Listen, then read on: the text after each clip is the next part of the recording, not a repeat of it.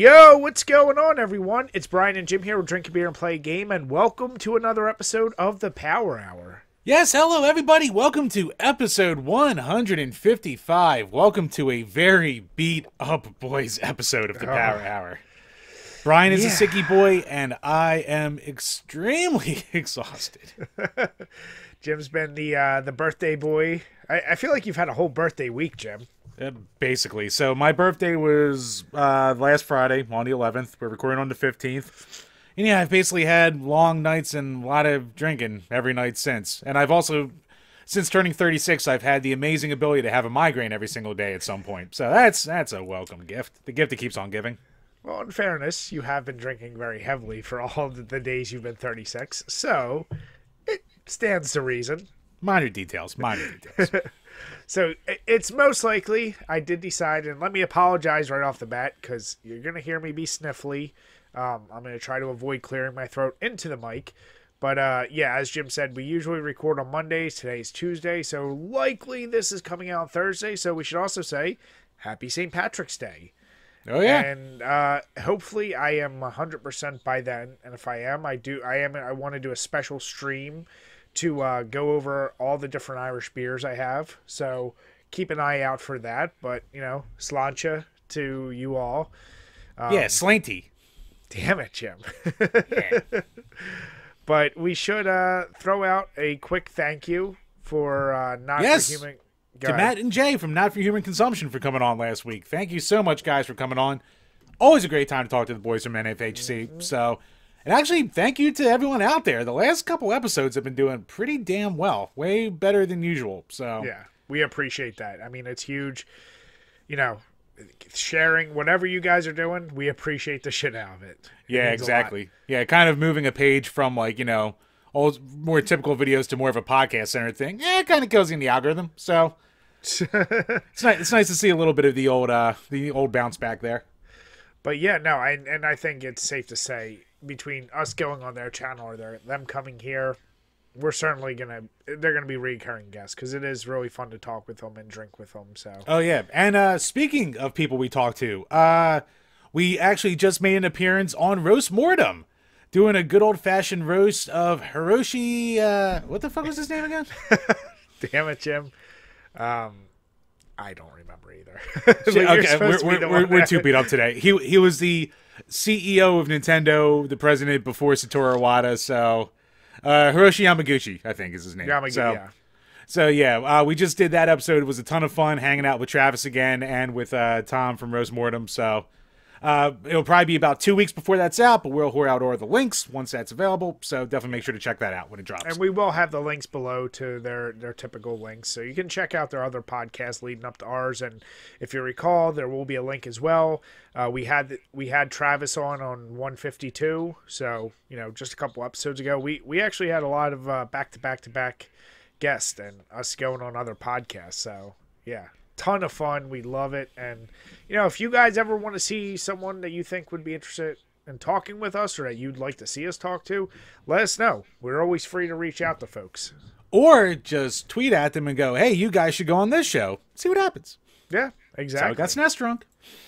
And speaking of true appreciation, going a little bit out of order, I want to say super thank you to our Patreons once again, because after talking to a few of these folks, and more specifically from Matt Roast Mortem. Roast Mortem, we finally are going to give a much needed upgrade to our mic situation. And you know, the Yetis, everyone I think has a Yeti or had a Yeti at some point. They are fine. We want it to be just a little bit better, and especially like when Jim and I are together sharing one Yeti. He's a loud son of a bitch. I'm not as loud. So like we're going to try to have them be more equal. So we got better mics coming in with a legit mixer, the cords, the whole deal. So we only did that because you guys help support us, and we love just pouring it right back into the show. So thank you. Exactly. We want you guys to make sure that your money's going to a good place. So yeah. But Jim, I know you said you've had a rough past couple days, but I am glad to see you finally moved away from your typical wooder.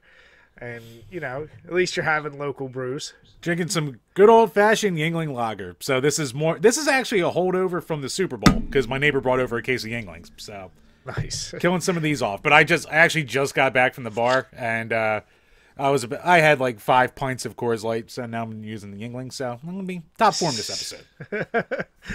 So since it is gonna be released on St. Paddy's Day, I am drinking the Axe and Arrow Brewing, which I've never heard of. So I got this, I think, honestly, probably last year.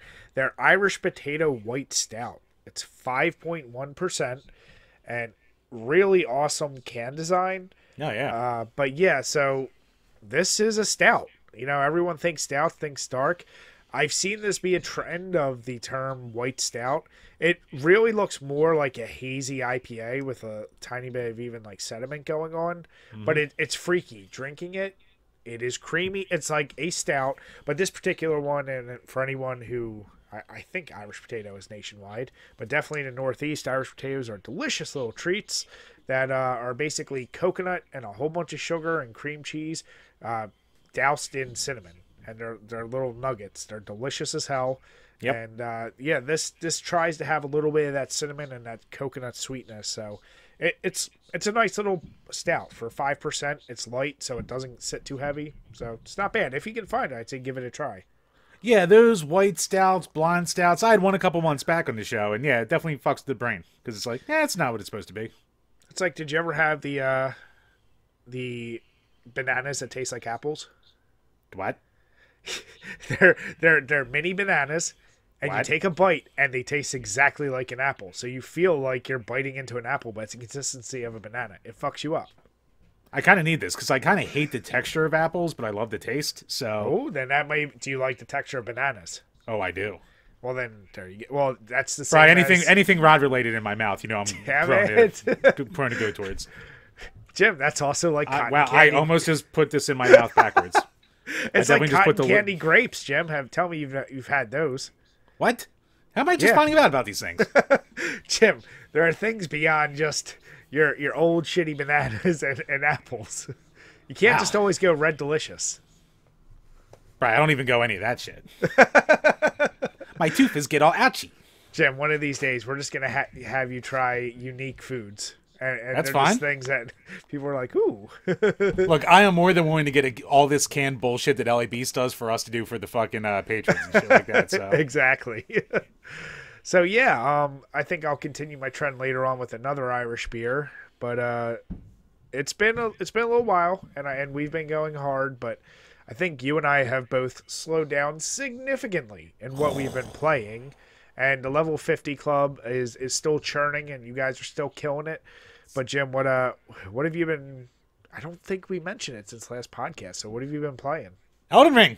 That's the main thing that I've been playing. I haven't been able to put as much time into it yet as I've wanted to, but I'm about like 5-6 hours into it so far, man. I'm having a lot of fun with it. So, I mean, the game when people say the game doesn't hold your hand, the game does not hold your hand.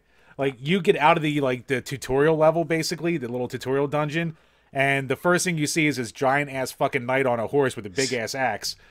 I think he's called the Tree Sentinel, and he will fuck your day up. And you learn right away that a big part of the game will be, oh, I'm not ready for this, move on to something else, and just start exploring. So, yeah. But so far, so good, having fun with that, and last night, I was actually, trying to make my little weekly post about Scott Hall because he wasn't dead yet. So I played WWF the arcade game. That's the first game I've beaten for level 50 in like 3 weeks. So nice. I went through the World Championship mode, got the title with it, shit like that. So game 18 in the books. But yeah, that's the first game I've beaten in about 3 weeks. Yeah, yeah. I'm curious with Elden Ring. So I have played. So this is your first Souls game, and yeah. I'm curious. Is it the same mechanic when you die? Your souls or whatever you collect stay with your body, so you gotta go back and get them? Yes. Okay. Yeah, because I was curious what makes it so different with the open world. Because the other worlds are pretty open. I guess that's the part. Having not played it, I don't quite understand, like, what is the open world mechanic other than, because every other world, like I said, is humongous. Now maybe just larger, or is it more about crafting items? Like in the other games you can buy items, but Yeah, you can in this. Yeah. I'm curious, like, what makes it open world? Really? You can buy, you can craft. I actually can't even craft yet. I'm still working my way towards that. I love the mechanic where you can just summon a horse whenever you want. Like, you don't have to find a horse. Like, you just, like, whistle, and it's like a spell horse. It just, like, materializes. It's like a little quality of life improvement there. Even though, like, you don't have map markers and any of that bullshit. Like, it's interesting. So it's funny, Jim. You've been so out of the open world game that it's funny. Like, Elden Ring players are saying, like, "Oh my god, this is amazing," because that is like since like Witcher 3 and like even games before that, even Red Dead. Like, that's been the standard. Is like no matter where you are, you just do a little thing and the horse. Well, I mean, even since Ocarina of Time, like, you could play the Epona song and Epona will come to you. But I guess because, like, the last open world games I really obsessively played was, like, you know, Fallout and Skyrim and shit like that. Like, you didn't have stuff like that. So there's no horses there, Jim. They're all dead. Well, mutant horses. Meet them. I don't know. No, that's cool. Like you said, I'm very curious to see your take because it is such a non-narrative driven game. It is so open-ended. It's like... I don't care about the George R.R. Martin gibberish. Like, the whole opening cinematic, I was like, oh my god, just please end. I don't care about the fluffle of kabubble. I don't fucking care. Like, please just let me get out in the world and start fighting shit that's too powerful for me. Yeah. So. And what's your opening class? More warrior or magic? More magic. I went easy mode. Oh, you went easy mode, you bitch. I'm still getting my ass kicked. So, you know what? Even easy mode for a noob like me is still... it's fucking, yeah. I'm not a wretch. I'm not that fucking ballsy or anything like that. Like, yeah, so, like, I can summon some wolves. I can summon a little wolf pack to help me. Son of little quality of life. Still get my ass killed. Means my physical resistance is fucking dog shit. So, like, you know, a couple sword hits and I'm fucking done. Oh, yeah. So. Yeah, it's the perfect roll simulator. Because all you do is roll. There is a lot of rolling to be done. Yeah. Nice. Yeah, I actually just finished a big game I've been working on for probably about 2 weeks now, God of War. And my God, we'll obviously cover it deeper in level 50. It's in my top 5 favorite games of all time. Wow. It's that good. Like, it's so far above the other God of Wars. And I love it. I can't wait for the next one.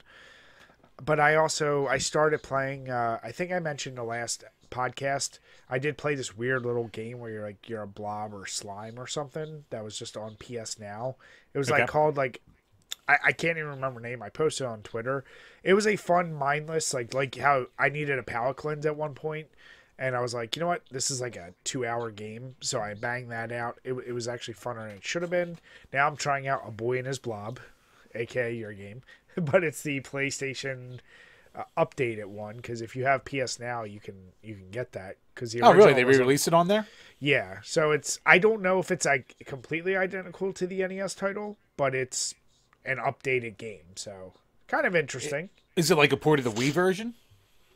That I don't know. Maybe there was a Wii remake. So if it looks better than an NES game, it's probably just like a port of the Wii version. Yeah, it's definitely better. Like, it's a very stylized. Like, it's too cutesy for me. You know how I feel about like overly cutesy stuff.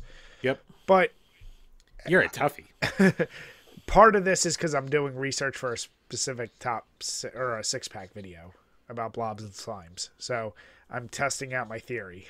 Yeah. But yeah, other than that, I haven't really touched much. So, you know, like I said, I don't know what my next thing for my level 50 is gonna be. I want to try to bang out as many of the resolution games, so that way I gotta get back on those. But yeah. Once I got the PS5, I was like, fuck, this is gonna really hurt the resolution games. Yeah. Well, the only good news for me was most of my resolution games were PS4. So that's why it carried over, luckily. But there's so many games that now that I got PS Now that I'm like, shit, I can play this now. I can play that now. So. Yeah, fucking PS Now cornholed me because it's like, oh, you can play with all the hints and, player tips and summons and Elden Ring, and we'll give you 25% off a year. And I was like, well, 25% off? I'd be a sucker not to get it right now. So, yeah, sucking me in. Yep. But, Another goddamn service that I'm paying for. You always get suckered into services. God. Jim, story of your life, right? Basically. I should have said Brian, do you think both of us are going to be playing Astro's Playroom, the game that came with the PS5? Be on our level 50s? I haven't even opened it, to be honest. I haven't opened it yet either. But from what I've heard, everyone seems to love it. It's just like a cutesy little platformer that's like kind of quick to beat. Yeah, so. I'm not against it. I'll probably just do it. Especially like you said, I know you and I are gonna blast past 50. It may be an easy, like if I see myself getting close to a certain number, if I readjust my goal after 50 and see what's realistic, I might add that on there as a quick fix. But yeah, I already mentioned, once again, huge thank you to all of our patrons for supporting us. And I know you guys got some questions this week. And before Jim goes into his spiel, I want to reiterate, if you are supporting us, make sure to get those questions in. So we love to answer and interact with you guys. And patreon.com/DrinkABeerandPlayAGame, where for as little as $2 a month, you can ask a question and we'll answer on each and every single one of these Power Hour podcasts. So first up from JD Maines. One of the reasons I started following the podcast was the awesome combo of beer and gaming. A lot of great lists of series reviews of games make me curious. What about a top 5 stouts or lagers or even shittiest beer malt liquor? I've had many an argument about the virtues of high life. This can be done. I mean, so for sure, I've tried in the past, like, there's a whole bunch of different beer series I did want to create, and I did like 2 or 3 of these brew reviews, if you will. Yeah, you did 3 beer reviews like 4 years ago. Yeah, and it's another thing. I enjoy making them. It just doesn't seem like, yeah, and honestly, if you look up beer and reviews, there's like only like 3 semi-sizable. Like for one reason or another, maybe it's because it is alcohol. People just don't seem to want to watch stuff on that. But I certainly, especially because I'm doing the 6-pack videos, and my ultimate goal is to have those be a weekly thing, because I have so many topics I want to hit up. Right now, it's just such a backlog of like scripting and whatnot. I certainly would love to, because on our site I cover like best pumpkin beer, best Oktoberfest. You know, I'm gonna be talking about the best Irish beers this week. So yeah, I'll easily. It's just a matter of like, you know, is it gonna be me just talking over stock footage of like video games and just talking about beer, or like that's the part. It's like I don't want to bore you to tears by just having me talk. Am I going to be in front of the camera? Whatever makes the most sense, but I'm certainly open to it. And then, like you said, if there's a particular one you'd like to see, let us know, JD. Yep. Next up from Burn Retinas. Cartoon series that had the best line of toys. Transformers, Ghostbusters, TMNT, or G.I. Joe. I like that he limited it, because I was like, oh shit. I no, the answer is X-Men. Go fuck yourselves. Nope, he limited it to those, Jim. But I'm a 90s boy. We are. Well, we are. But I'm just saying we have to limit it to... So, what he said, Ghostbusters, TMNT, G.I. Joe or Transformers. So I'm going to say no to Transformers, just because that was so out of my wheelhouse, and there was a lot less of those, and they tended to be a little more expensive. I did love the shit out of the Ghostbusters. I never had the Firehouse. I had a buddy who had the Firehouse, but I had, especially the Ghostbuster cartoon toys. Those were awesome. But man, at the end of the day, you know what? Fuck, how do you go against TMNT toys? I had so many of those. Shit. Did you play with it? Now, do you think G.I. Joe's, he means the full size or the minis? I mean, the standard G.I. Joes were like the 3 1/4 inch or whatever they were. Well, before those were the big guys. Oh, I'm sure he means the little guys. Little guys? That's the ones everyone talks about, yeah. See, the kid in me that loved like the ones with like those giant play sets, like that, like fucking room-sized battleship toy and all that crap in a space shuttle. I did love those, but I never got any of the big sets. I will tell you, I had mini containers filled with G.I. Joe weapons. Like, and having the guns to use for setting up like crazy scenarios. I think the TMNT were the best ones. And I kind of have to go with TMNT. Just because, especially once it got into, like, really goofy ones, like monster versions of them and this and that, I loved them. I had a Hawaiian Michelangelo.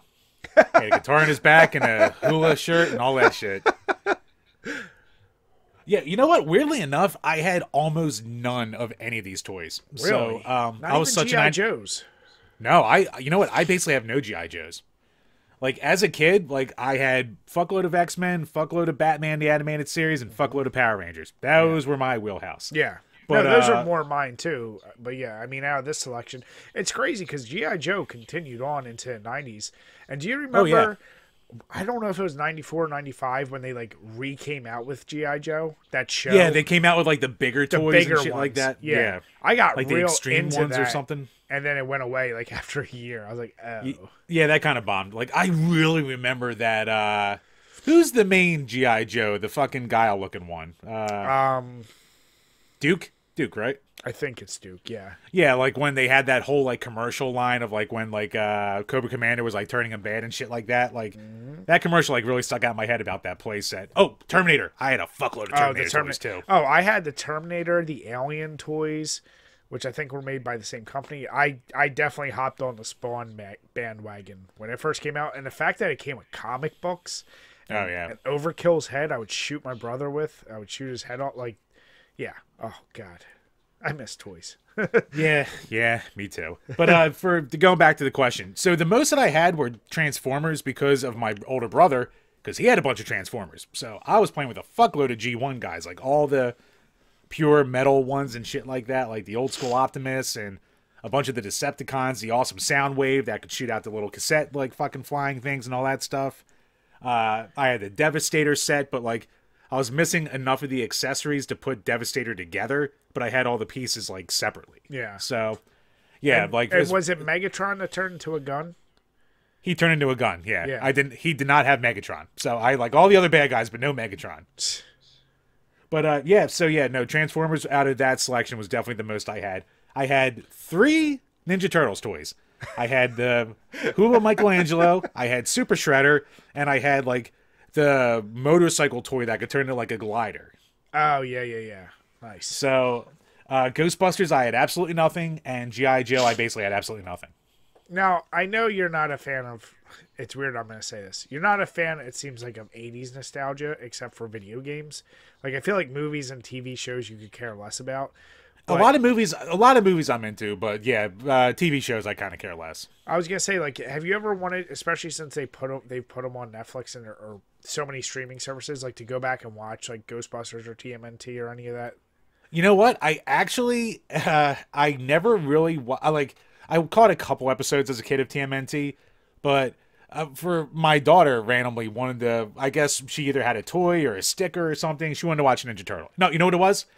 Hulu had one of the like newer Ninja Turtles, is like from 2005, but then they took that off and she was like, I want Ninja Turtles. So we bought her a season off Amazon Prime of like the original first season of TMNT. And that's like the first time I ever like saw that whole series. Yeah. And like season 1's only like 6 episodes, but it's still like, you know, it was like, oh wow, this is way different than what I was expecting. I didn't know what I was expecting, but it was different than I was expecting. Interesting. I didn't realize Krang came like immediately. Like I thought he was like a big like enemy that came later on and shit like that. And like Dimension X was right away, and like the origins of Bebop and Rocksteady. That first season just hits it right off. So yeah, it really does. The extreme, you know, white people doing Japanese accents, perfect 80s nostalgia. So. Damn it, Chip. It's a different time. Hey, they're not as bad as Mickey Rooney. Fair, very fair. But yeah. I was a Transformers boy toy wise. Nice. All right, next up from Michael Soto. Now that you guys both have PS5s, I'd love to submit my game request as Spider-Man Remastered. Ooh. I guess you mean the new Spider-Man game, and then like Spider-Man. Yeah, I think it gets like a boost on PS5, but yeah, I mean, gives me a reason to fucking play it. Yeah, I won't argue with that. I'm pretty sure it's on PS Now too, so you can just if you have PS Now, you can just download it. I do have PS Now, so maybe I will just download it. And that's a game that was on my list anyway. So yeah, for sure, that's super excited to play that. All right, that's on the list. With that being said, my question this week is: have you seen The Batman? If so, would you rank it against the other Batman movies? And if not, do you plan on seeing it? I haven't seen it. I for sure will see. I doubt I'll see it in theaters, to be honest. It doesn't. The prospects of it don't excite me. And the thing I really want to do is go in it with. I don't hate on Robert Pattinson. Jim, I've accepted that he's a fine actor and stuff outside Twilight. I'm not even giving it that. But the aesthetic of how he is, and from, unfortunately, I have heard tiny little bits of spoilers. Why did they legit make him an emo Batman? But it's got to be green. Like, he's listening to Dashboard Confessional. He's got the hair. Did you really need to go that far? Maybe. I like, call me, it's the same way as WWF. I want Batman to be a dude that looks like he would really kick my ass. I feel like if I saw Robert Pattinson, it's just not believable. And he's a fine actor. Like I said, I'm not taking away from his acting ability. I also didn't realize it's yet another in this trend of 3-hour fucking movies. Hours. Which, the only time, and I've said I'm not a fan of 3-hour movies. I've accepted it with the last Avengers movie because I was like, it's the capstone of the entire thing. Fine. But to an intro movie, which essentially I know it's not officially, but it kind of is, to start off with 3-hour movie means they're only going to go further. Why is DC intent on, let's cram everything we can into one movie? So that's my concern, is if you're doing a 3-hour movie, I've already heard the spoiler of other villains outside the ones in the previews. I'm like, are you squeezing too much in there? I hope not. I hope it's really well done. So yeah, I'll definitely see it. I'm not going to see it in theaters. And like I said, I want it to be good because I don't know, but is it ever going to gel with the whole, they're going to keep trying to do Justice League movies, and I think they have a Flash movie coming out. It's like they can't get their fucking wires crossed together.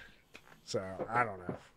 Bruh, he might be our generation's Michael Keaton, where everyone said Michael Keaton wouldn't be a good Batman, but then he was a great Batman. But, Jim, Michael Keaton is our generation. And we already had him. We were 4 when we were 3 when he was Batman first. That does not count. It counts, Jim. It does not fucking count. Hey, it counts. But no, here's just the deal. like we had him, and then we had Christian Bale, and it's like I don't think that Pattinson is the next great iteration of him. I think we're a ways off from that. Because there's been too many. Christian Bale was a decent Batman in good movies.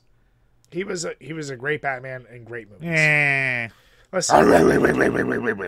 Yeah, but that's what Ben Affleck did. That's what all of them do. Even Michael Keaton did it. Now, Michael Keaton just sounded cool. They were so much more subtle than that. Michael Keaton I liked his voice better. But even he they all do it. Well, yeah, you have to change the voice a little bit. But oh, trust me. I clowned on Christian Bale. The voice is if you're going to nitpick anything in that movies, that's it. That's the only nitpick you really have. Now it's okay, will you take a gravelly voice over an emo guy? You tell me. I don't know. I'll have to see. But yeah, like Brian, I probably won't see it in the theater. Anyone I would have gone to see it with, for the most part, already saw it in theaters, so I'll wait for streaming. But I do want to see it.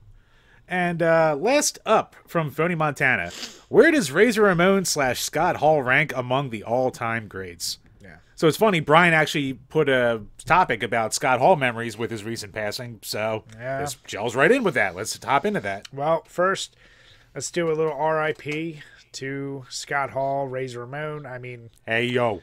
Yeah, great guy. Well, I mean, as a person, he's a man with his faults. He had flaws, but you know what? Who doesn't? Yeah, I was going to say, as a someone who doesn't, but as someone... Especially in the realm of professional wrestling. Exactly. I mean, there's way, way worse. There is way, way worse. Yes. But here... And, look, I mean, you know what? Fucking, he had a good couple years in it at the end. Fucking DDP Yoga brought him back from the brink. It's amazing we got as many years out of him as we did. But just in terms of, impact in the business, definitely an all-timer. Definitely, he's up there with Roddy Piper is, among the best who never won a world title. I mean, you could put Kurt Hennig there, too, but he was an AWA champ, so that, kind of counts if you're an old head. But it doesn't. Yeah, it was a major thing. It was a thing. Jim, come on. What? You're going to say, ColecoVision. Come on. Just... Hey, let's focus on the shit that people will remember and care about. It's as Razor Ramon and Scott Greg Hall. Gagne. I mean, here's the deal. Yes, I agree with everything you just said. He was always the top of the second tier of wrestlers.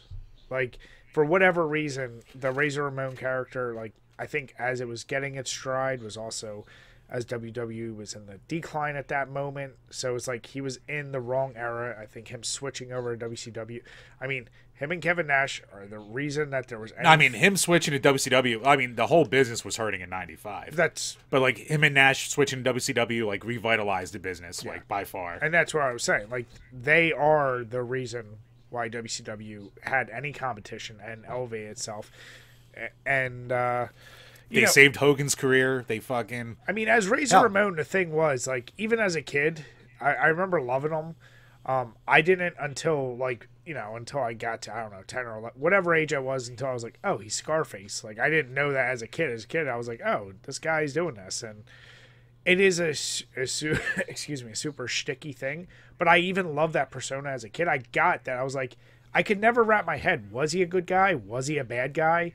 But he always fought with the good guys, but he's bad. But, like, I love that idea. Like, it was so great to me. And, for me, before Shawn Michaels became my favorite wrestler, I hated Shawn Michaels because he was going against Razor Ramon, and in those ladder matches, I was always like, Razor's got to win it. First one, he won it. The second one, when he lost, I was like, no. But, also, like, when 1-2-3 Kid betrayed him, like, I couldn't get over that. I was like, you son of a bitch. His moves, like the fall away slam, I remember thinking was such a cool move, but the Razor's Edge goes down as one of the best finishers. And, and when you're doing it with your friends, like, I look at that as the pinnacle of, like, how am I gonna put this? It's one of the most complex moves to actually pull off right, because everything else was like simple, like Sweet Chin Music, you're just kicking someone in the face. Stunner, you just kick and do this. But to, like, hoist up, especially, like, the hoist up part and, like, get them over your head to clear it, like, it made me respect it so much more. And I'll be the first to admit, I never watched much WCW, but the only times I would were NWO related shit. And, I feel like he's unfortunately always been the best supporting character who elevated all those around him. When he was in matches with people, like with The Rock, especially when he came back later, made it look so much better. So... Well, like, that's a testament to him, too. Like, even when he was in the throes of his, like, bad addictions and shit like that, like, when he came back with the NWO in, like, 2002 or whatever, like, he was a hardcore drunk then. Yeah. But his match with Austin at WrestleMania 18 is still pretty goddamn good, considering how much of a mess of a person he was back then. Yeah. And, like you said, he always, like, he's a guy who just, like, he was always about the business, you could say, more than just elevating himself. Like, yeah. He put over 1-2-3 Kid in that, like, ridiculous upset. Yep. He put over basically fucking everyone. He, gave Sting the idea to do the Crow makeup. He, helped come up with the NWO ideas. He fucking, like, when it comes to being, like, a mind for the business, he was a fucking genius. Yeah. Like, the man just knew how to be over no matter where he went, what era, no matter what. Like, the dude, fucking... It's a shame he had his demon. It's almost like another William Regal, where it's a shame he had so many demons for so long, because he could have done so much more in the business in his prime. But yeah, and it's like, who knows, would he have ever truly gotten over more if he had his shit together? I don't know, but it's like, I feel like there are those people in the business, and we just gave a few names, like, that it's going to be sad. They might not ever get the true appreciation they deserve for what they did to elevate everything. But for me, like, it's unmistakable. He's going down. It's like, he was definitely one of my favorite back then, and I truly appreciate it and think, I'm glad, like, he seemed to find some kind of salvation and recoup a lot of himself with DDP Yoga and that whole situation. I was just glad to see that, Oh yeah, and, like, it's actually fucking it's actually fun to see, like, the the outpouring of support on, like, Twitter and all of social media.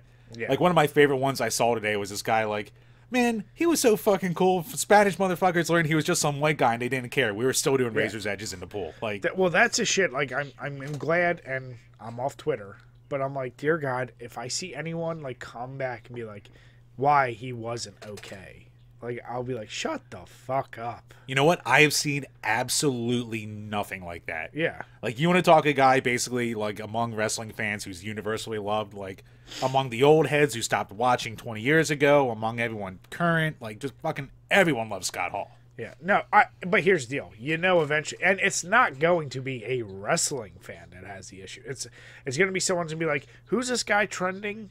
And look into it and be like, well, that's not okay. Like, and it's going to be some jackass like that where it's like, shut the fuck up. Like, well, I mean, what's the worst you can really say, though? Like, oh, he was a drunk? Like, all right. No, the impersonation of the Cuban accent and all that. Oh God, I hope someone tries to make that argument. They will get ratioed in the fucking dirt. That's but I'm saying, like, I'm so happy I haven't seen. I don't ever want to see it, but unfortunately, I think that's bound to come. But like, I am glad for the most part. The little bit I have seen, it's just positive. Like, that sucks because like we said, yeah, there's way worse people out there. And at the end of the day, though, oh my God, by far, yeah, it's like it is sad. And he had multiple heart attacks, right? Yeah. So basically, for anyone who doesn't know, he apparently, like, maybe a week or two ago, I guess he fell and broke his hip. And as he went in for hip surgery during whatever the fuck happened, maybe it was the anesthesia, I don't know what, but he took 3 heart attacks during the procedure, and that basically finished him off. Yeah. So they kept him on life support for a day or two, and then they took him off, and within 8 hours he was gone. So how old was he? Sad shit. I want to say like 64, 65-ish. That's it. Holy shit. I think it was born in 58 when I saw earlier. So whatever that translates to. Shit. But no, like it's a shame. If it wasn't for that like freak accident, like it's definitely even more of a shame in a lot of ways with the freak accident deaths, like because wrestlers notoriously, like, especially from his era, dying super young. Yeah. And for all the shit he went through to, like, survive that long to, have a freak thing like that take him out. It's like when Dusty Rhodes basically fell and couldn't get up in his house, and he got found, like, a week later. Yeah. Like, it's, that's the kind of sad shit you don't want to see, but... I mean, it's unfortunate, but at the same time, yeah, how often is either really extreme, violent ends to wrestlers' lives by taking their own lives, or... way too young having heart attacks, like, because of... I mean, it was the meme of, like, the heart attack at 40. Like, it took out so many people, so... Like I said, my only hope is without... And I'll be honest, like, I didn't dive deep into all of his family and whatever issues. I hope he was able to make peace with those he did love and care about. And I hope, like, it sucks that he went, but I hope he at least got to a place where things were better with those he loved. Yeah, I know his one son, Cody, he wrestles. He's on the independent scene. He's not great, but, he's out there. He's doing his thing. Yeah. But, Scott was very supportive with that, so, and I think he had another son, too. So, yeah. Yeah. Seems like he got his shit together, so at least he had that, good end of the run. Yeah, man. No, but it's definitely sad. Hey, raising a beer to the bad guy. Yep, for sure. So... But yeah, with that will end our questions for this week. So, once again, thank you to everyone who is supporting the page. Like we said, expect very soon to see some way better equipment from us. Your Patreon dollars go a long way for helping us out. We just really appreciate it either way. Yeah. And if you're new to the page and this is your first time listening, head on over to iTunes and Spotify. Leave some subscribes. Leave us a 5-star review. Any 5-star comment we'll read, even if you want to bash us. And if you have any kind of rebuttals to anything we talk about, feel free to email us or leave a comment on YouTube. We respond to basically all comments because we are small enough that we can still do that. So. Thank you, guys. Truly appreciate it. All right, Chambers. So in a continuation of one of the most interesting little trials we've been following in the beer world, where Stone Brewing is suing Coors, we had mentioned that the trials were to begin, and they have been ongoing. And in the tweet link we have kind of like ongoing coverage from this Brendan Palfreyman. Yeah, so for anyone new to the page, so like we said before, we didn't start doing this podcast weekly until like April of 2020, so very sparsely intermittent before for a couple years. So we've actually been following this trial since it like kind of first dropped back in like 2017, 2018.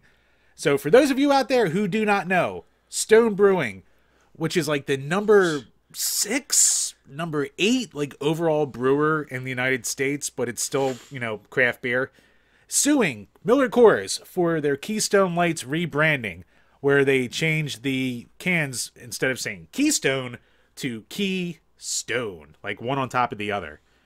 And this has been a thing that's been going back and forth for years. And after many long years, the trial has finally begun as of March 7th. Yeah, and it's fascinating. Like some of the highlights. And I'm so excited. I'm so excited. So here's the deal. I both doubled down on my, like, this is ridiculous. And then more to the specific points being made of, you know, I still say, how confusing is it that you're buying a friggin' 30-pack of beer for, whatever, $18, or you're getting an IPA that's very stylized and costs significantly more just because they have the name Stone in it. But then, like, some of the things that made sense is, like, when you have the wall of Keystones, you can't see the key, you only see the stone. But it's fascinating, the back and forth, because now it seems both sides have been on the stand. Two of the things I loved right off the bat was, like, right off the bat, the Molson Coors CEO and Gavin Hattersley said, like, we purposely made this beer to compete with Anheuser-Busch. It was a target at them. They're like, we're not competing with an IPA from San Diego. Like, that was not our target. They came out first. They came out over 10 years before. Or almost 10 years. Keystone, but the rebranding. That's the important part here is, yes, true. No one's debating Keystone's been out. But it is a weird design choice. Like, Keystone has always been the full thing. And the can design now makes zero sense. Like, why they have Stone so big. And their claim ultimately has been like, yo, our fans have always called our beer Stones. I can't say I know that to be a fact. I think that was more of a marketing thing when they had Keith Stone in the 2000s. Yeah, like, grab the stone. Like, it very well, once again, that could be the case. So on one hand, you hear that and you go, okay, like, that makes kind of sense. But like I said, the other part of this is people are trying to paint it like the David versus Goliath, but Jim just pointed out, of course, Stone Brewing is nowhere near as big as Coors, but it is by far one of the biggest craft breweries in America, so they're not hurting at all, and they are sue happy to any brewery who has Stone in the name. And I was about to bring that up. That's a real shitty point. Like, it's one thing you're punching up, you're going against the biggest dog out there, but, like, they go after the smallest dog out there. So that's where, like, I can't. All the time. They are copyright trolls. Yeah. They're like Nintendo of the beer world. Yeah, kind of. And so it's like, you know, I personally don't care who wins, because neither one's going to hurt from whatever comes out from this. Like, I don't even know if no, I care. Fuck Greg Koch. Fuck that goddamn copyright trolling cocksucker. You know what? Sue me next. I could use the publicity. I don't fucking care. You know, like saying, like, the first day of trial, like, they stacked the courtroom with people in Stone Brewing t-shirts and employing from Stone Brewing. I'm like, what the fuck? Of course they did. Fucking piece of shit. Trying to say that, like, oh, they had, like, a focus group where people were like, oh, well, I was in a store and I was confused, but then I saw a thing of Keystone. And it's like, yeah, you might find a few people who could be confused by that.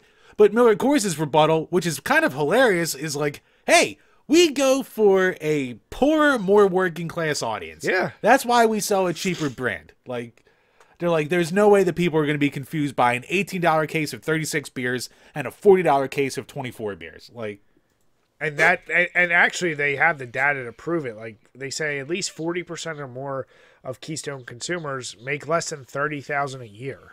And, you know, their beers are price conscious, like they said. They have all these crazy deals, like buy 12 get 3 free. Like, that's apparently one of their big selling points that, like, made them successful was it's basically a 15-pack where it's like, oh, you get 3 free beers. Yeah, and here's another fucking thing. So Stone Brewing's trying to say that you know, their profit margins been reduced by, you know, it's been a large percent from, like, 2011 to 2016 or whatever the fuck it was. The details are in the articles listed below. And I fully suggest you check out this Brendan Palfreyman's coverage, because he's covering day by day and he's doing a great job. We're giving you the TLDRs right now, but fucking... No, but to your point right there... Oh, no, here's the thing. When they were saying that they lost all his business over the years, The craft beer scene exploded. It's not because of Keystone. It's because you have a billion competitors at this point. Yeah, and that is the number one problem is like, that correlation there should be what number of craft breweries have increased. And as we've said, that's what the fastest growing business in America for those years that they specifically started taking a hit because craft breweries blew up like crazy. I still can't buy. I've never been to a beer store where the section, like there is the section for macro brews and there's a section for craft.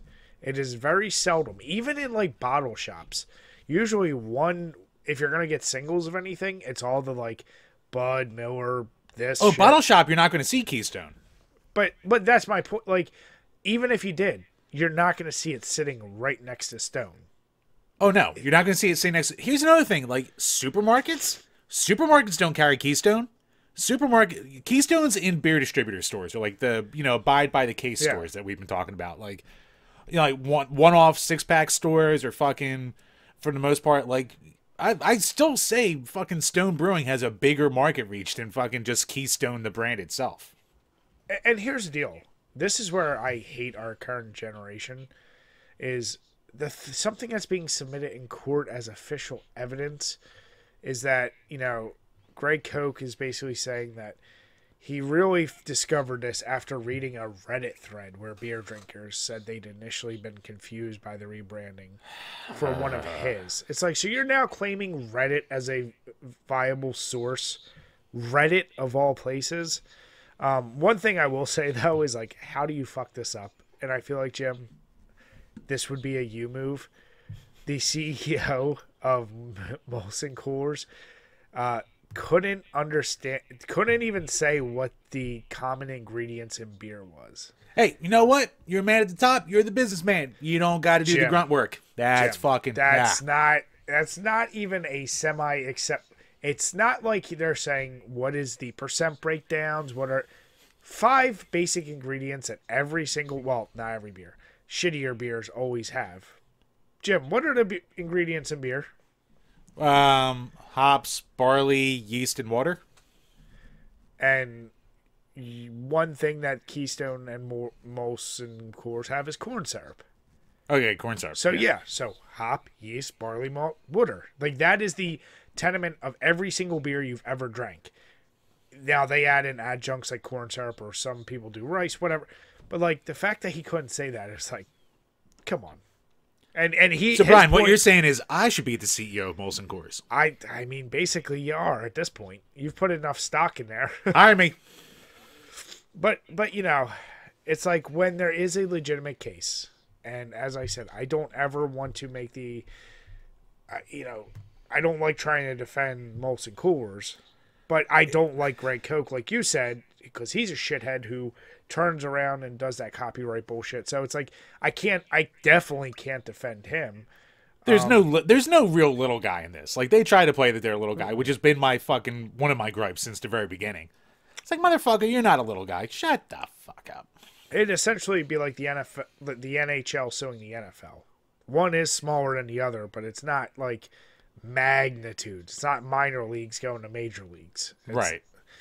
So we will continue to follow this. And like I said, make sure you click the link if you are interested. This guy, Brendan, as Jim said, does a great job. And what's nice is the way he summarizes it and highlights specific things from the case. Mm-hmm. I don't know. I don't know. The way I'm seeing it transpire now, we're just seeing it text. I'm really curious who's going to come out on top of this one. Yeah, me too. It seems like Molson Coors is very confident that it's just going to be thrown away. Obviously, if it's got to this point, I don't know how confident you can be. That's definitely going to get thrown away, but still. God, I mean, the only way... You just kind of hope whatever the judge is just like a guy who's like, had a bunch of beer before, basically. Yeah. Isn't a craft beer snob. Just some guy who doesn't want to stick it to the big ones. Yeah.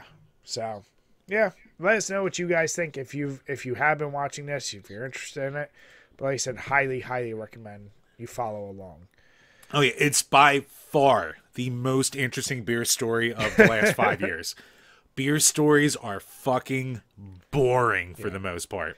Like we try to put in as many as we can, but like outside of this brewery put elf cum in their beer. Like no one fucking cares. No. So like there's nothing to talk about. And it's very rarely like cool good news. It's always like, oh, this, like any major company, there was terrible things being done to certain employees, or it's like someone suing someone for copyright. Like, and copyright in beer especially because of the craft beer scene. Yep. Like we've seen bands suing beers, we've seen like it's tough because naming conventions and all that shit, it's a messy world. It really, I feel bad for, even if you have the most simple thing that you're trying to brew and you're just using a name that means something to you, you better not have Stone in the name. You better not like, it's crazy. Yeah, no, I mean, I would not want to be fucking jumping in at this point. No. So, but speaking of Twitter and interesting things, instead of gamers mad, Jim, you have it listed here as devs mad. Developers mad because fucking going back to good old Elden Ring. Elden Ring, it is driving players crazy with its difficulty, and it's driving other developers crazy with its success. So there was a snippy little thread on Twitter about a week ago. Starting from a guy named Ahmed Salma, and who he is a game like user enjoyment experience director for a bunch of different things. He's worked on most recently Battlefield 2042, so like that's been his big one, but also Horizon Zero Dawn. And Horizon's had this great thing for both their releases where they release a week before another major open world game and they get completely overshadowed by it. Mm-hmm. So Horizon Zero Dawn got completely overshadowed by Breath of the Wild a week later. Horizon Forbidden West, or whatever the new one's called, was the hot topic for a week, completely overshadowed by Elden Ring after the week later when that came out. Yeah. So he put out a little snippy thing saying, the fact that Elden Ring scored a 97 Metacritic is proof that reviewers don't give a flaming poop about game user experience. My life is a lie. So there's been a bunch of different, things back and forth. With one guy, his name Horizon Forbidden Blake, going Nora quest design really. And this Blake guy was a quest designer for Horizon Forbidden West. And guess what? Both of them got fucking raked through the coals, and both are private now because they're gigantic pussies. And they're so butt mad that no one cares about their game anymore. Well, here's the deal. Before you start, you start. I'm sorry. Go ahead. No. So here's the deal. Like, you can call it butthurt, but here's the deal. Can't they just have that opinion? I don't agree with, like, if you're going to have the opinion, own up to it. Like, they protected their tweets like most of these developers too.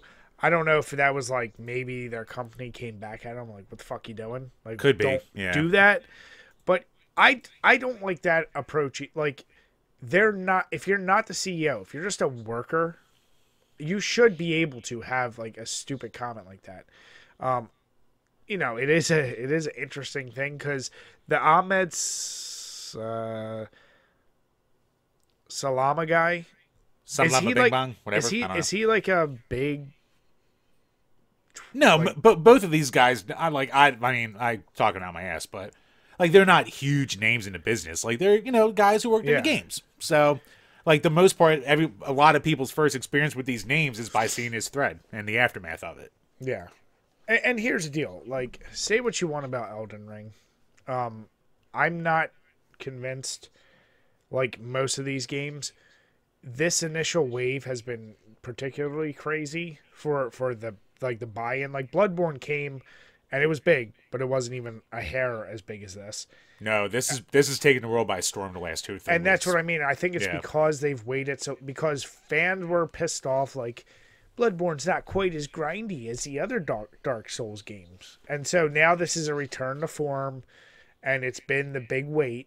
But I think there's so many people just jumping on the bandwagon of like, I'm gonna play it, and the drop-off rate has also been insane, which doesn't get discussed as much. But it's still, like, it got the Metacritic scores. But like, have you ever taken any of those scores here? Like, when is the last time you've seen them give what you would consider a realistic score? No, like, no. When is a game ever under like 92 or like 89 or so? It's like every for game a big release, and I think Horizon got like really good Metacritic scores too. So it's not like they got raked. Yeah, yeah. And Horizon, you know, to me, it's a shitty, weird jab to take at a random guy, but he's not wrong. Like, yeah, Elden Ring doesn't give shit about quest design. His statement wasn't wrong. It was just now it's weird he's blocked it. If he did it because he's too much of a bitch to deal with the backlash, that's shitty. If he was told to do it by his company, well, that's shitty too. So it's like either way, it's shitty. So I don't know. Yeah, no, I'm actually 100% with you because like my first take was, dude, if you're the developer behind a game and you're trying to defend your game, I have no problem with that. I want developers to shit talk about other games then. Yeah. Like, be proud of your product. But, you know, don't fucking, you know, get a bunch of angry tweets back and then go protected mode. I hope for these guys' sake and for the sake of their bulls, their fucking bulls, his men. I hope that they got told by their bosses to go protect. See, my thing, if they got told by their bosses, they probably would have just had to delete everything and write, like, some, like, little stupid apology or something. And be like, oh, I got over, you know, I'm sensitive about my game. So if they're all going protected, I'm just thinking they're just bitching out. But, like fucking, if you just double down, triple down, say, I worked on this game. I worked on this game. I think I made a great product. This is why my game's better than the game everyone's talking about. Yeah. Play my game. I want to see trolls. Welcome that. Yeah. I want 100%. To see that shit 100. Like, find the little flaw, find flaws in Elden Ring. Be like, huh, my game can do this. Can you do this? Like, do shit like that. Like, yeah, I want to see that. Like, because, you know, unfortunately, we're so now, is it a little bit uncouth? Sure. Does it come off as being, you know, butthurt that everyone stopped talking about your game? Sure. But you know what? Still, at that point, then fucking just go all in. What do you got to lose? You already look like a bitch, so fucking make a point of it now. But here's the deal. As we've said, like, that's the same argument as, like, oh, what are you jealous of someone who's a billionaire? Yes. Yes. Like, when someone shits on... And here's the thing. As a dude, the most infamous common thing for a dude is, like, oh, well, such and such is only fucking him because he's rich. Or this or that. It's like, yes. Like, okay. Is there a criteria you'd be happier that, like, why this is happening? In this game, you can add in all the things you want. This game's only successful because it doesn't matter, because at the end of the day, it's still successful. But, like, yeah, this is a butthurt thing that's just saying, fine, it's successful. But that's like you and I've said, controversial or not, neither of us are like diehard fans of the Beatles. We might find a lot of their shit boring, but we're not ever going to deny the fact that they're one of the most impactful bands ever. Right. And this game, it doesn't matter what shade you throw at, it's not going to change it. But I like that idea, like you said. Point out, like, yeah, our game's better at this, this, and this. Like, I like that kind of like, well, fuck you. Like, you know, I don't know. You know what? We used to have that in sports. We don't have it anymore. Teams used to fucking hate each other. And that's when you had those classic rivalries and shit like that. Like, dude, and maybe it's the Philly fan in us. We've dealt with a shitty every sports team forever, who every once in a blue moon maybe pulls out the big win. So we've always been like, yeah, well, fuck you, because da-da-da-da-da. Well, you know what? Give us Jordan versus Bird. Give us Horizon versus Elden Ring, and give us a reason why. Fuck it. Yeah. Let's make it interesting. You want to get wild? Let's go wild. Well, that's what sucks is, like, Twitter, unfortunately, for someone like that, he is a human. And that what you saw is a legit human. It's a dude that took pride in his shit, and he took a blow at, once again, whoever this other guy is. You should be allowed to have that. Like, you shouldn't always just have to be like, I'm a representative of this company. Like, how many things do you watch where you say the views expressed in this stream or this video are not the views of the company? Like, oh yeah, have that be your standard thing. And hey, common ass person, also, if you are someone who likes Elden Ring, don't shit on the whole company who made Horizon because one guy is doing this. Like, that's the other part of that is, don't be like acting like Horizon is butthurt. It's this one particular guy. So, well, in this case, a few, but I know. But what I'm just saying, like, you know, we should allow those moments. And as someone who likes to see the interactions, like, if you're a shit poster or whatever, like, also realize, yeah, it's just coming from this one person. Like, I hate the blanketed, like, you're associated with this company, so the whole company thinks this. That's not true either. But yeah, I mean, it's, I want to see that back and forth because all the shit Horizon Zero Dawn caught, or Horizon Forbidden West caught with, like, the design of their chick being, like, too manly and all the memes that came with that. Oh, yeah, that was a whole thing, too. Because that's what I would like to see Elden Ring clap back with that. Be like, we have more features for our females than you. Like, I want to see legit wrestling-style shade being thrown back and forth at each other. Not even that. I mean, like, the character design and shit was basically universally supported by the internet. Every time some, like, fucking Edger would be like, oh, she's not hot enough, or, oh, she's got some facial hair. It's like, well, that's what real people have. Shit like that. So No, I know, but I'm saying I want to see Elden Ring take that low blow. Like... Because also, it's not going to hurt their numbers. That is true. I want to see that. Like, it doesn't matter. What you say in an argument doesn't have to be true. No, I don't think they can make that argument. Because I tried to give my character some real honking tits, and they didn't let me. So when they said chest, it just made the chest more muscular. It didn't make the bazungas more bazungy.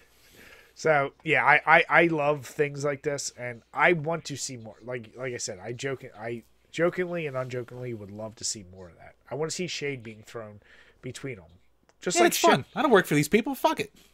Just like 90% of the time, if you've ever watched a UFC fight and there's weigh-ins, don't get me wrong, these guys fucking hate each other. But there's so many more times they're like, we have to add in a little bit more entertainment. So you have to like spice up the interviews and talk shit to each other. So you want to show people there's like a competition coming. So. Oh, yeah. People who've been best friends their whole life, all of a sudden they're like, the biggest enemies. It's like, motherfucker, that's been pro wrestling since the 50s. Exactly. So, yeah, I would love to know, though, like I said, the real reason behind going protected. If it's just because he couldn't handle the shit, super, super bitch move. If it's because he was told, that just sucks. Like, then I don't know what to say about that. Right, and we'll probably never know either way. So. No, we won't, and we'll never follow up. But like I said, I do like things like this. So I want you, if you're listening and you know of shade being thrown between developers, let us know because I love this shit. Damn right.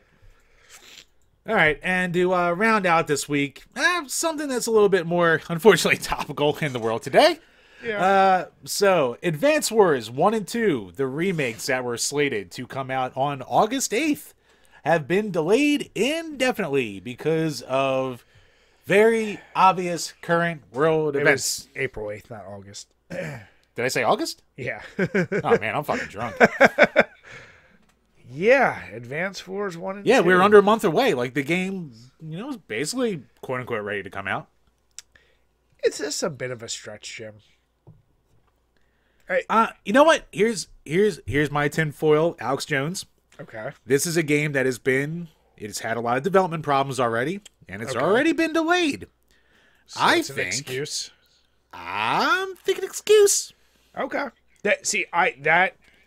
I buy way more, because here's the deal.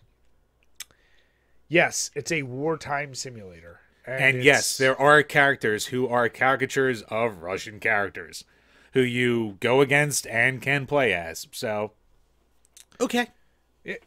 So it's like... And there has been a history before, anyone jumps on us or whatever. So, like, the first Advance Wars came out on the Game Boy Advance in North America on September 10th, 2001. So, because of events that happened a day later, the other releases got released. I think Europe was delayed by a year. In Japan, it didn't come out for like another 4 years or something. So, something crazy. So, it's not like there isn't a, quote-unquote precedent.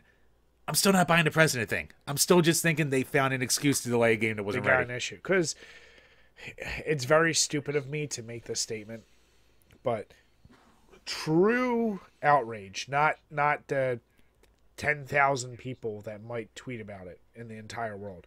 But do you think there would be true outrage of a cartoony wartime game that honestly, like, how much press do you think this game really would have gotten?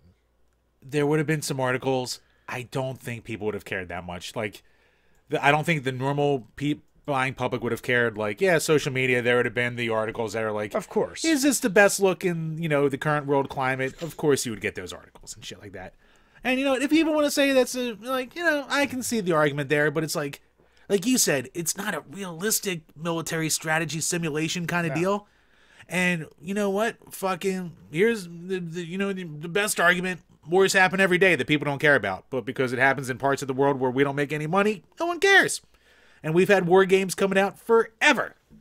So, there's a little bit of hypocrisy there. So, it's the kind of, man, fucking North America, we've had our own invasion shit too. And we release war game after war game during that shit. So, it's a whole thing. I really think, like, if you want, you can make an argument. And, like, there has been a lot of arguments on Twitter about, people being like, oh, look at the gamers mad that they can't get their war game during when World War III is happening. It's like, yeah, okay.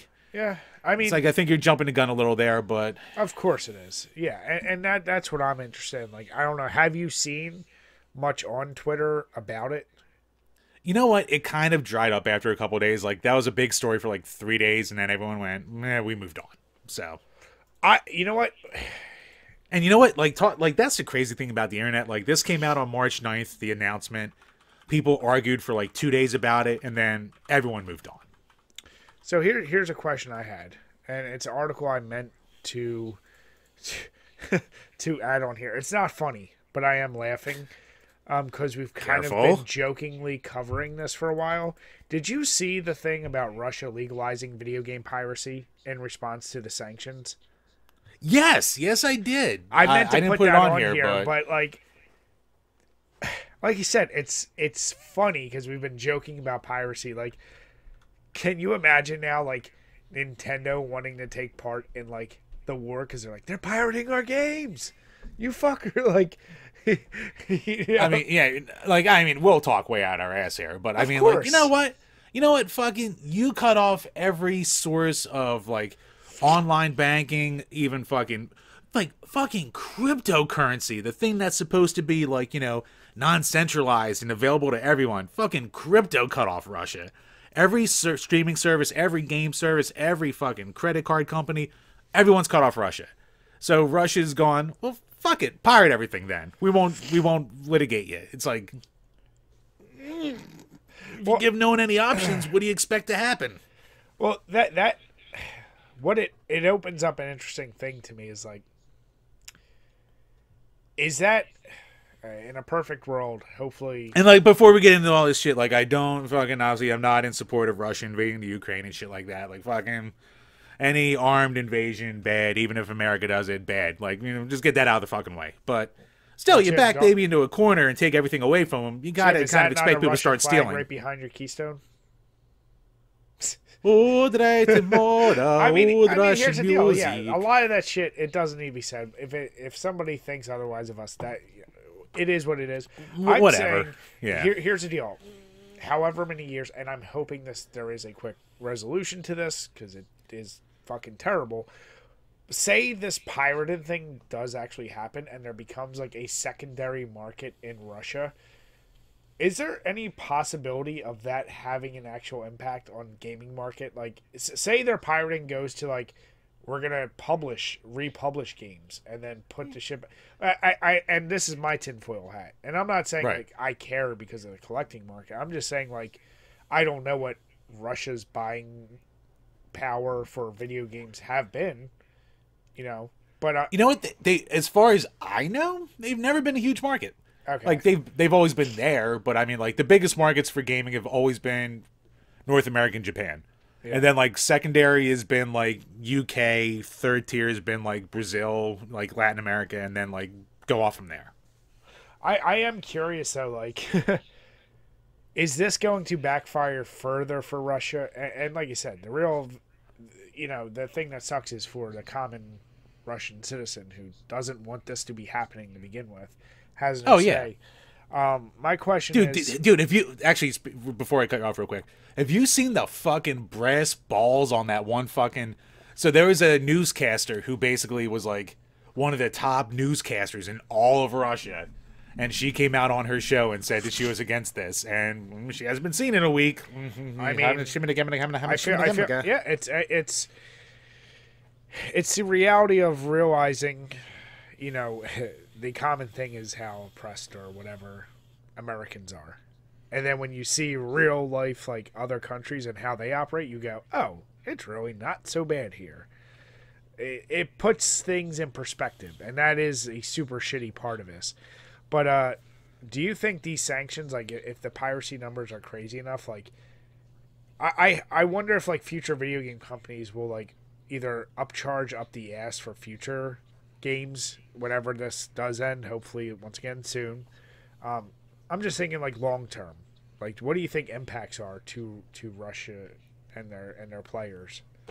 You know, I'll be. And this is you and I. We're talking, as we said, we're talking out of our ass. It's not like we know anything about this. I'm just curious. Like, oh no, we're foreign diplomacy retards, so we have no idea what the fuck we're talking about. But yeah, I mean, it's going to be an impact for the common Russian person. Like, I mean, they're the ones who are getting hurt the most. Like, Putin's not going to be being hurt by these sanctions. The Russian people.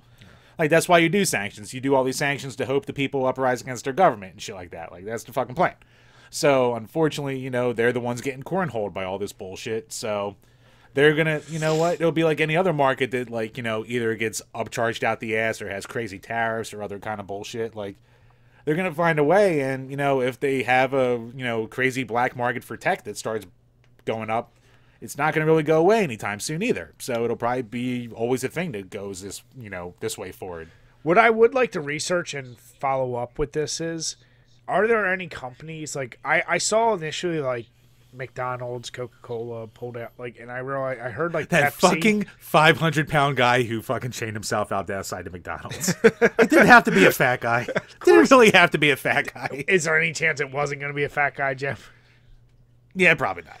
But I've heard like Pepsi pulled some of its stuff, but has other stuff that's still going to get like. So I've heard like lots of companies are now getting behind, as you said, even crypto, even banking, all this shit. Yep. I'm curious if there is any companies that are like, we're still going to sell to Russia, like other than streaming services directly. I'm sure like physical video games. And I wouldn't. I think Papa John's still is, because they're like, hey, people still need a good pizza. It's like, okay. Well, you know, then you get into the what we just said, the what's the word? Philosophical argument of like taking it away is if you're taking away from people who don't want it either. Right. So it's like you're hurting the country as a whole.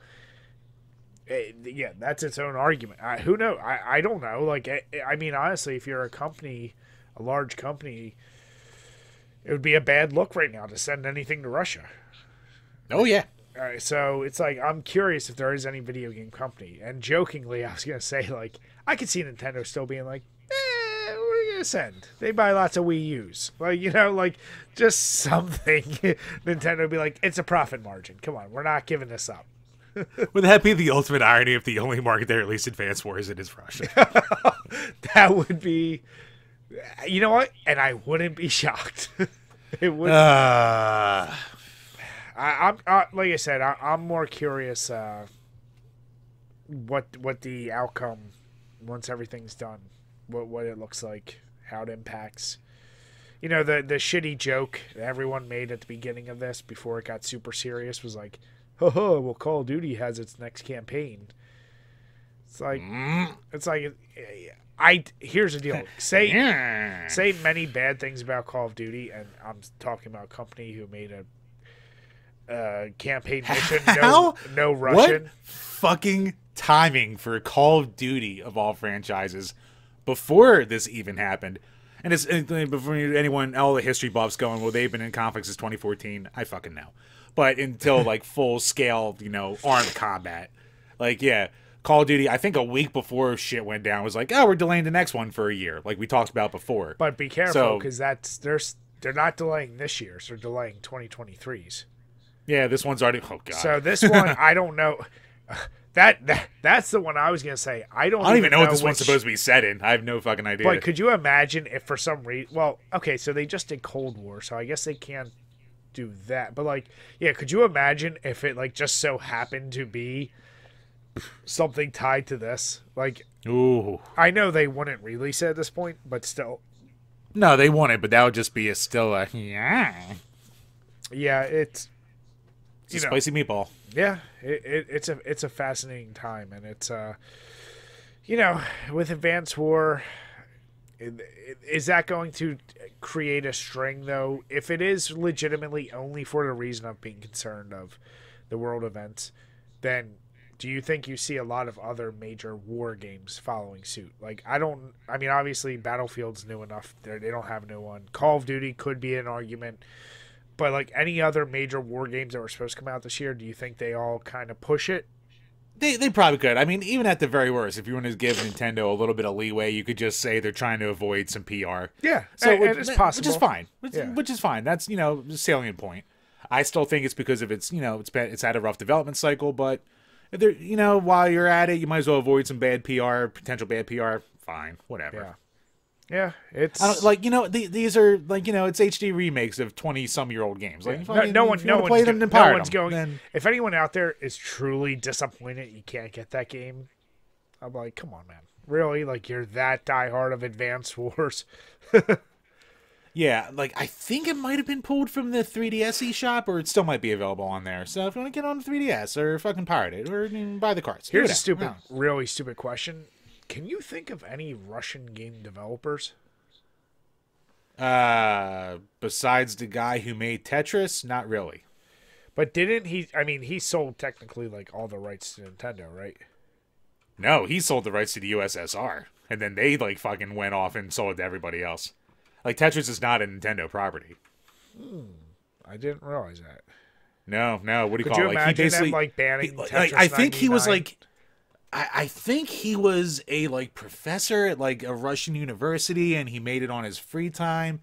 And then like the USSR like kind of went into a partnership with him for like ownership of it, because the USSR owned anything good that came out of there. Yeah. And then they just kind of like branched off from there, and then he sold it with all the different publishing deals and shit. I actually think he kind of cornholed in all the royalties and shit, but. So it's funny. I looked up Russian video games made by Russian game developers, and you have Crossout, Beholder, which I actually played, an interesting game, Atom, Heroes of Might and Magic, Silent Storm, Blitzkrieg, Escape from Tarkov, which actually was getting a ton. Have you seen that game? That's no. That's like first person PUBG, but super realistic and like pretty damn intense. Okay. The Metro games, those actually are pretty good. Oh, they're Russian? Okay, cool. Yeah. Stalker. All right. Sea Dogs, World of Tanks, World of Warships, War of Thunder, and Tetris. All those mobile games that sponsor all the documentaries I watch on YouTube. Now, do you think there's any chance, like Tetris 99, they're gonna be like, we're gonna shut down those servers? I would find that extremely silly if they did that. I don't think they're going to, but well, especially not Nintendo. Come on. if you hit Nintendo's bottom line, Jim, come on. Even then. But what do you call it? Like, I mean, Tetris 99's been out for. It's fucking Tetris. They're not gonna do a Tetris. Jim, how have they responded to trying to handle the Smash Brothers community? Handle what? Nothing but goddamn groomers and pedos in there. That's what I say. That's my point. How has Nintendo tried to take care of that? Right. They just make the games. They can't control the freaks that play it. Come on now. Maybe stop making kid characters in there. I'm just saying. There's things you could do, Jim. What? Things you can do. So yeah, obviously, I will be curious as we go on if other games similarly, like especially wartime games, if they are canceling, and any news that revolves around Russia and this and that. I am very curious what's going to come from all this, and it goes without saying. Hopefully, it all comes to an end very soon, and all the innocent blood, all the innocent bloodshed. Like, no one wants to see this shit. Yeah. Like, it's terrible. So. But obviously, like in the grand scheme of things, a fucking stupid remake of a 20-year-old game. Who gives a shit? Nobody cares. But yeah. Obviously. Yeah. But yeah, so that will conclude today's episode. Once again, ending on a high note. Yeah. Well, Jim, here's my question. Do you ever partake? I know you kind of did this weekend. Do you miss doing legit St. Paddy's Day drinking? No. Really? Is it just because you would get not so fucked up?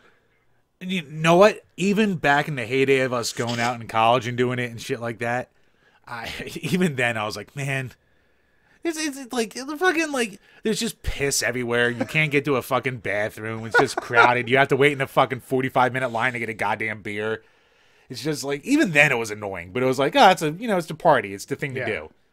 But even then it was like kind of like the best spots were like the ones that were like still on those like Shamrock Shuttle, Aaron Expresses, whatever you want to call them, but they're like a little more divey, a little less popular, so you could like actually get a table and just get some beers brought over to you instead of trying to fight with people at like the big party places. So even back then, it always annoyed the shit out of me. See, it's funny, like everyone says that the day before Thanksgiving is the biggest drinking day of the year in the U.S. That's never appealed to me even a little bit, doing that one. You know what? I've done that with friends before, too, and I've been fucking miserable at the bars with those, too. See, I always find the worst one and the one that's the stupidest, and I think I've only done it once or twice, is like the New Year's Eve. Trying to go out to a bar and do that shit is beyond stupid to me. You know what? The only times I've ever done that has been to dive bars that haven't been that bad anyway, but like any major party spot, no. Yeah. But anywhere you have to pay like $200 to get in, go fuck yourself. But here's the deal, and even in Philly, where it's filled with shitheads and people like always starting trouble, I will say like there is just so much. Even though the crowds are insane, and I agree, there is a more jovial, like legit. Everyone's there just to get fucked up and not fuck around. Whereas like, I feel like on these other holidays when it is big or whatever, like. There's a different edge to people. I feel like it's almost like a Halloween thing where it's like people are just so jovial and like you're just there to strictly just get completely fucked up. And it's like, of course, there's piss or whatever. But like, I don't know, like there's a different atmosphere. Like everyone's like just happier. It's the luck of the Irish. But I don't know. I found that part of it kind of fun. Like, everyone. Right, the color green's calming. Have you ever gotten that mad in an Xbox game? Nah, because it's got the green borders on. Shit. Damn it, Jim. Jim, the real question is, how many, if I were to line up like 3 car bombs in front of you, how quickly do you think you could still do it? I mean, you never did it quick, but do you think you could do it kind of quick? You know what? Actually, we had a friend. So we talked about it on Roast Mortem, but we actually, as part of my excursion of drinking for my birthday, we did like an adult sleepover where a bunch of like us parents and friends got together and we let the kids play with each other as a sleepover, but the adults also drank after they went to bed as a sleepover. And we did a round of car bombs. I didn't do that bad. Like I had to take like one little breath and shit like that to finish off like the last sip, but I didn't do that much worse than I ever normally did because I was never a big chugger anyway. Yeah. So could I do it? Yeah, it would probably take me a good 4 minutes to do 3 of them, but like I could get through it. Jim, maybe Thursday you should come over and we'll do some car bombs on stream. We're already going to our neighbor's house. I'm saying the wife already made plans. Yeah, I haven't done one in a while, but that was the go-to. And you know what? It was a nice trip down memory lane doing a car bomb. It's been a long fucking time. And I noticed on your thing, like obviously you've indulged in Guinness. Like as we talked about with Roast Mortem and other folks, is it kind of nice going to Guinness, the Irish beers, the Irish whiskeys, like during that time? Because I mean, granted, I know you like Tully year round, but like when especially it's around this time, like you got to have a Guinness, and it's like you always realize how good Guinness is once you've been away from it for a while. It's so funny too because like back in the day, like especially like when we first started doing this site or even just hanging out in general, I fucking hated Guinness. Hated it. Oh my god, I hated it. I was like, how can anyone drink this dog shit? And like I'm like this past weekend when I'm drinking a Guinness, I'm like, man, this is mild as shit. Like it's just smooth, goes down fine. Easy like, to drink. It's a Guinness, it's fine. Yeah. It's almost like boring in the world of craft beer at this point. Like it's a it's because in all reality, the world looks at that the same way you look at Coors Light.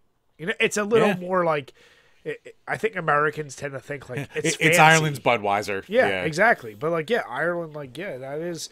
You go there, and of course, like people are gonna drink whatever as a pub beer, but like it's not regarded as like this highbrow thing. That sometimes I think it gets a weird thing just because it's an import here.